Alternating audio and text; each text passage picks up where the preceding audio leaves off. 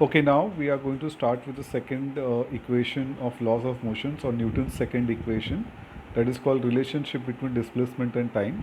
As you can see, the equation we want to derive is S, that is displacement, is equal to ut. U is the initial velocity into time, plus half at square. I'll repeat, the equation what we are going to derive is S is equal to ut plus half at square.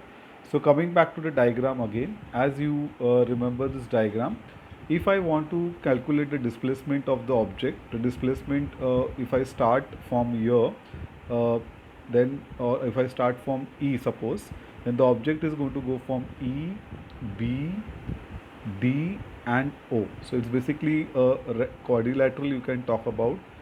DOEB is the total stretch what the displacement of the object is going to take place. So with that understanding, let us try to derive this.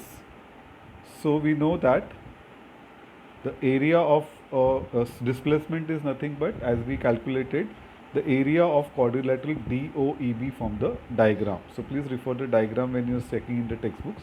So displacement is equal to area of quadrilateral DOEB. Now that quadrilateral, if you see, there is one rectangle and there is one triangle in that. So the area of rectangle is DOEB plus area of triangle DAB. Now the area of rectangle we know, length into breadth. So length of the rectangle DOEB, check the diagram, it's AE, and breadth is OE, plus area of triangle we know, half into base into height, so AB into DA. Now we should be knowing some initial terms. We know that AE is initial velocity, OE is the time, AB is equal to CD is equal to AT. We have derived in the first case only. So now I am substituting all the values here. S is displacement, which is already there. AE we are substituting with U because AE is equal to the initial velocity. OE is the time we already know, plus half is already as it is we are keeping.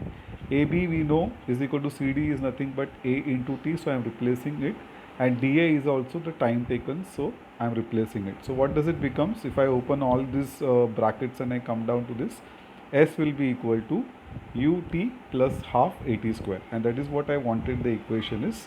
So this proves the second relationship or second equation of Newton, or Newton's second equation we call it as, and this is a relationship between displacement and time. Displacement is S and time is t. The equation is S is equal to ut plus half at square.